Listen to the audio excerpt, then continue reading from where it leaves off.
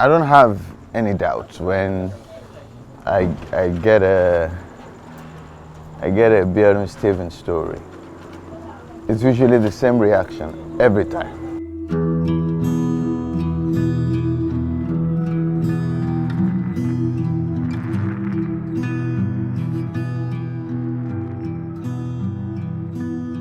It's going to be deep, it's going to be relatable, it's going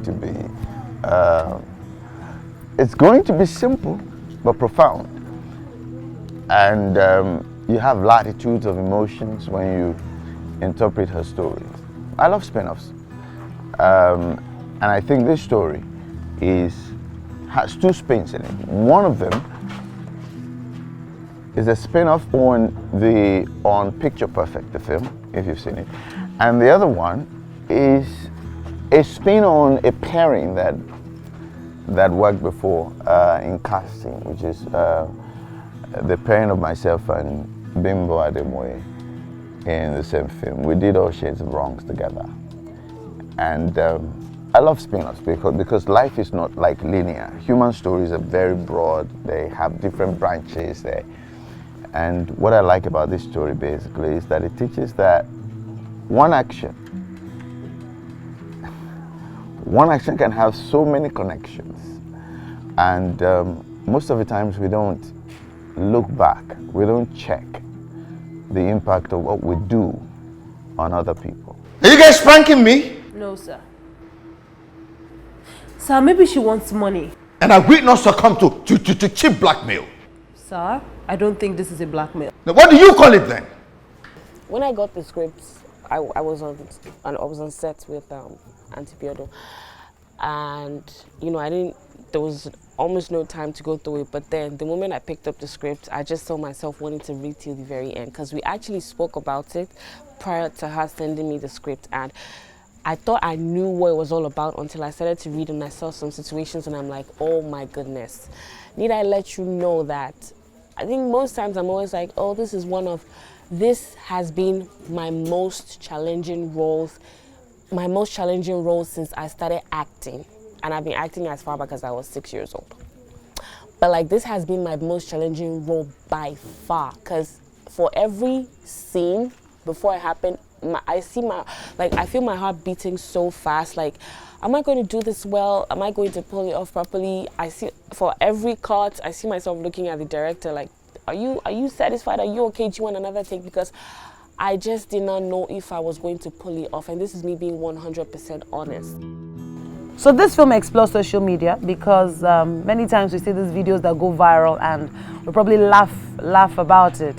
However, many of us do not stop to wonder about the person who has gone viral, what their situation is like, and that is exactly what happens in this film. Just one video, one interview, one viral video, and everybody's life became a mumbo jumbo. I'm excited for this film and I'm hoping that people would connect. Yes, it's a Biodun Stevens film, so you definitely will cry. You'll have a few good laughs, but more importantly, it will linger in your memory long after you finish watching this film, because that is what we aim to do. Because this film is speaking one person's truth. Maybe some other people, but I know that this film is speaking one person's truth. My character Sharon, who is the executive PA to Femi Oshinawa, who is a big shot in the society, and his life went through an interesting phase because of one interview that turned out to be something he didn't imagine, something that he never expected, something that he was not looking forward to, and ended up being a blessing to him. And I just kind of just helped him or guided him through that journey of, even if you think this is bad for you, it might end up being good. And I was just like an angel in the story, trying to walk him through the process of knowing that at the end of the day, things might happen, but you can also turn out to be good for you. Most of the times we don't look back, we don't check the impact of what we do on other people. We actually never do that. And it doesn't matter. There are so many of us that are in the city trying to live perfect lives. But we've done things in the past too that are big enough to complicate our stories. And once in a while, life life reminds us that. I'm happy for my character because he's able to find a connection, a reason within himself to abandon his impression of what he thinks might be a perfect life, to actually make his life really perfect by embracing the things that could have fundamentally threatened his idea of a perfect life. Yeah, so an interruption, a redirection, and eventually I think something sweet can be had when we embrace the unmitigated consequences of our actions. So Looking for Bami is what she says the sequel to Picture Perfect. However, I like the fact that she went another direction. She made it look like she was at a T-junction with Picture Perfect, and then she decided to go this way from the other one, and still pulled it off at the end of the day.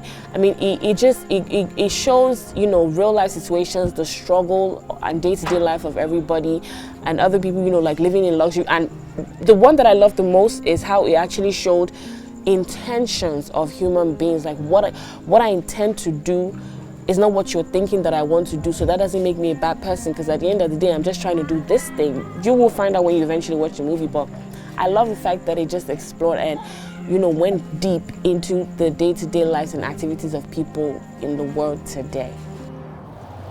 See, lady, you have to move. Why? Please move. Miss. I don't check. Nobody will fishes me for you. Tank cancel.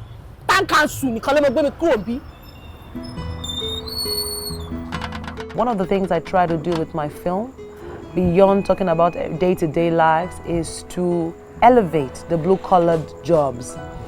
You know, so in some of my past films, you've seen tailors, you've seen different people, and in this film, Ajinde, the focus, is a cocoa seller. Cocoa is pap, you know, and I want to make people understand that these people have so much stories. The people that are in the CD class of the social strata have so much stories embedded around their lives, and very interesting, and that is why I probably like to showcase, you know, them a lot in some of my projects. Looking for Bami is an amazing story of repercussion, of taking a decision and how it's going to affect you how it's going to affect you and affect your life. I like to do films that have a take-home gift with them, so that you can, it helps you to be aware of things around you, and this is what this film does. I don't think you watch this film and not, you know, learn one or two things, I mean, from this film. And I'm hoping that you would be entertained, you'll be enlightened, you'll be intrigued, you will cry. Yes, you will definitely cry, and most importantly, you will laugh, and you would look back at things that you've done and say, you know what, maybe I should have done this better, maybe I should have gone this way. I'm hopeful that it's something that can be watched with a good feeling, a good, deep feeling. When you just watch a film that is not really very, very happy, but makes you happy. Sometimes you need a good cry to get happy. And this is one of those films. Looking for Bami, a beautiful story. Watch out for it.